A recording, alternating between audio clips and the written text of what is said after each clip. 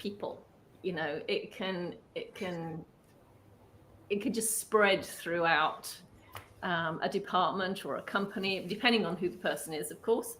And it's really tough when you have to face that person every day and be around that kind of energy. And the more sensitive you are, the more you will feel that and pick up on that energy and be affected by that energy. So I think it's a great topic to discuss.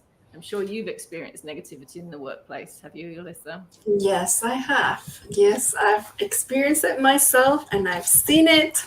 And yes, it's something that not only in the workplace Well, with no, it could be anywhere. coworkers, but also in other type of relationships, even close ones among my family and friends. And yes, so it's something that I feel it's really important to discuss openly, to learn strategies and ways to not feel like you're giving away your control or you are a victim of their negativity, and to know that you can do something about it. Mm. You may not change them because that's not the purpose, that's not what we are here to do, but we can definitely, like every other thing going on in our life, we have more power and control over those emotions and reactions more than we think. A lot more than we think, and it's Yes. really all about how you respond to it. It's not so much about this is what they're doing or this is who they are. And I think it's helpful. It certainly was helpful to me to realize a few things about people who tend to be negative or bring other people down. One is it comes from insecurity, right? Because if somebody is happy and fulfilled and feels confident and good about themselves and good about their lives, they are not negative. They don't need to bring anybody else down. They don't need to make anybody else feel bad. Okay, so it's helpful to understand that there's often a level of insecurity which results in that kind of negativity. It could be a lack of confidence. It could be, that they're used to pushing people away as a form of protecting themselves. There can be many things that go into that. And that doesn't excuse the behavior. It doesn't make it right. It doesn't make it any better, but it's helpful to understand it because then well, actually, it's not about me, right? It's something that's going on with this person, and then you can decide how you're going to respond to that. I think another thing that's really helpful to understand is that some people, how do I want to say this? It's like they have a victim mentality and they are attached to that. It's like they don't know who they are without this pain, this negativity.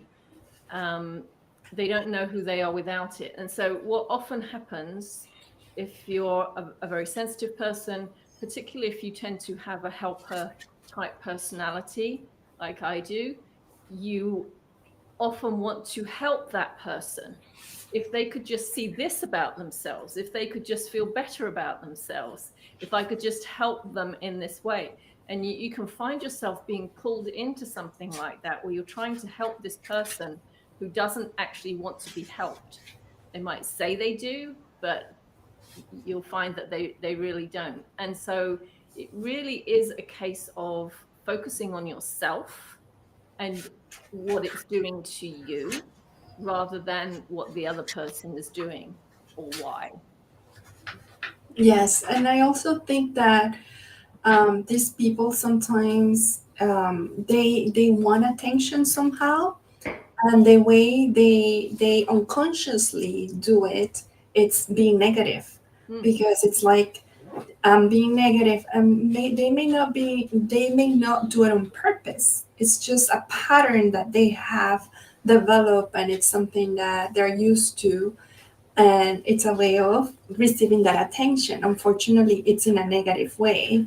mm, That's something that I've noticed. Now, one thing that I learned being highly sensitive, and also how do I manage this type of reactions in me, and how do how can I do so I don't feel like they are taking away my energy and I feel so Mm. affected. I have a secret, or it's not a secret, but it's something that I've learned while I've been reading and studying more. And whenever I have to talk to this type of people, or I know that I'm going to be in a difficult conversation or confront somebody that it's negative, I usually make the intention already that this is not going to affect me, and I already set boundaries, like to go deliver my message and not get engaged in a back and forth. The other thing is I tell to myself affirmations or phrases to give me confidence, like I know I can get through this and I am strong and I am not going to allow this person to take away my energy.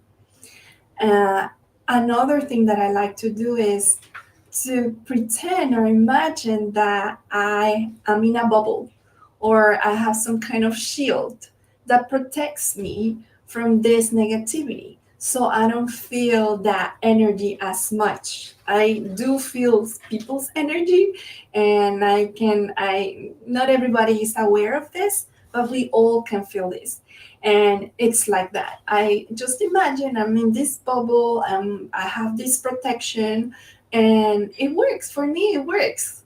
I think that's something that maybe it's a tip that you can try whenever you feel you are into this type of situations. No, I completely agree, and that's exactly what I do. It's you can set an intention. If there's somebody in your office or somebody you interact with regularly, it could be a family member, it could be just someone you see on a regular basis. Um, Before you're going to have an interaction with that person, set an intention that you're going to maintain your energy, and this person's not going to affect or manipulate your energy in any way, and you are not going to take on their energy in any way. I love the visualizing a kind of bubble or some kind of protected shield around you. It really, really works. And if you have someone who has that kind of negative energy, I encourage you to try that. Just start trying it and see what happens. And it's it's like, especially if you have a pattern of that person affecting you or draining your energy, it's quite interesting to notice what happens when you start setting those boundaries, setting intentions, protecting yourself from that. um, that negative energy that they have has nowhere to go. They are left with it themselves, and they have to deal with it, right? They can't pass it on to anyone else. They can't take anyone else's energy to help them feel better. So they have to deal with it themselves. And it's one of the best things you can do. And it's so empowering to know that you can do that. And then over time, you'll find that things actually change, so that that person doesn't really impact you anymore. They may not even be in your life anymore. They may, something may happen so that they move on or something like that. But it's so important to address this, because I know so many people who have left jobs that they enjoyed just because of one person. And so to give one person that kind of power over you, I mean, it's really giving your power away to somebody else, and you don't have to do that. You truly don't have to do that. Yes, I think creating that separation, it's important. Another tip that has helped me is believing that this is not about me, Mm, and just saying this is their energy, this is theirs, it's not mine to take, and I'm not responsible for the mm, way they behave or they are treating me. I'm not responsible for that. And I also, with that shield, I make that separation, and I, even with my hand sometimes, I mean, imagining it, or just like putting my hand like this. It gives me that reminder. It's mm, not me. It's not about me. I'm not here to fix this. It's their. problem, their situation, their issue. Exactly. And, I've worked with people. Sometimes someone will have a good friend, someone they've known for a long time, but as they get older, they become aware that this person is actually very draining on them, and that every interaction with them, they're always sort of dumping their problems onto you. And, one of the ways to handle that, you mentioned affirmations earlier, and I think it's really important for you to claim your responsibility for yourself and not for the other person. One of the affirmations I like to use in a situation like that is, I am not responsible, or I release the need to be responsible or to feel responsible for anyone else. I release the need to feel responsible. Because if you're that type of person, as many people say to me, well, why are they doing this? And I don't understand. And I've tried to help this person, or I've tried to be positive, but it's just affecting me so much. Um, Stop trying to understand it, or do anything about it. Release that need or desire to feel responsible in any way for changing that person or helping that person, or you just are responsible for your energy. And it doesn't matter who the person is, whether it's at work or in your personal life. You claim responsibility for your energy, and don't allow another person's negative energy to impact you. So what would you suggest if somebody, let's say you forget, because this has happened to me. I forget to set an intention or something like that, and then I'm there, and then the person's, I start to become aware that the person is affecting me. Do you have any suggestions for that, sort of in the moment? In the moment, I would take a deep breath. Uh-huh. I Uh-huh. would take deep breath. I would use some acupressure points that I like to use that nobody has to see them, Mm. if that's possible. But just by taking a deep breath, I think it already sends that calm signal to your nervous system, and it helps you reset Yes. and just become present and not allow your mind to just be spinning. And yes. Yes. Yeah. And what I think, awareness is key. All right. The only way to change anything about how you're feeling is awareness. So instead of beating yourself up and saying, oh, you notice that you're now not feeling great, you've taken on this person's energy or their negativity, it's affecting you. Instead of being upset with yourself because, oh, I forgot to set the intention and now they're affecting me, that first noticing, that this is now affecting me, is is key, because now you've noticed, now you're aware, you can do something about it. So if you're aware that you've started taking on someone else's energy, you can say to yourself in that moment, I release this person's energy, I let it all go.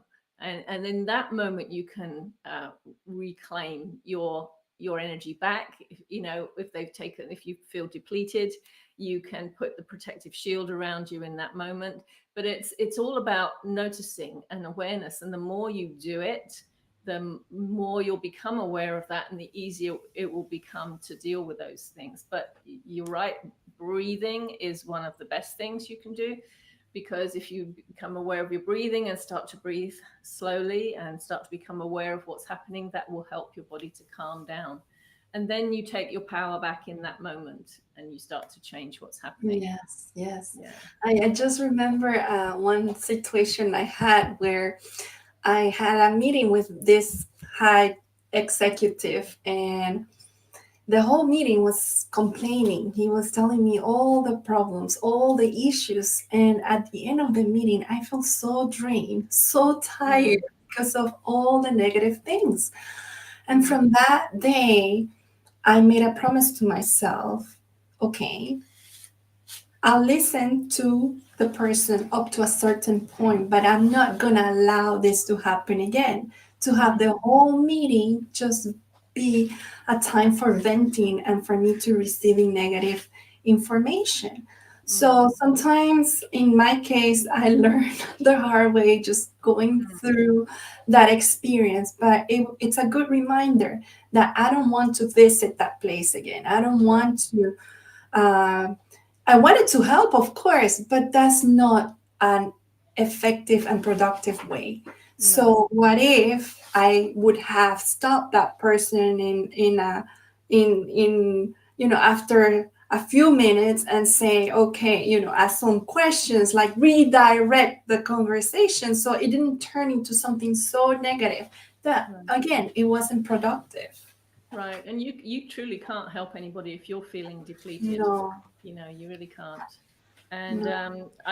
our time is up again, but I would love to hear from anybody if you have this kind of experience. Um, if you don't want to post it, which I particularly understand, just send us a personal message, either one of us, and just let us know about your situation. And if you try these techniques and what happens, what changes for you, and how it helps you to feel. Hopefully, you will begin to feel more empowered. So we'd love to hear from you. Our topic next week is sort of following on from this in a way, if you like. It's about difficult conversations, about how to manage and have those difficult conversations, those uncomfortable conversations, and feel better about it. So that's our topic for next week. Thank you to everyone watching this live or watching the recording. And we'd love to hear from you. So let us know how this is impacting you. And Yes, and watch out for a poll that I'm going to be posting in the next few days of some topics, and I like your feedback. So yes, yes. look out for that. Yeah. All right. Well, thank you. And I'll see you next week, Alyssa. And we'll talk about difficult conversations. All right. Yes, I'll thank see you then. you. Thank you. Bye bye. Bye.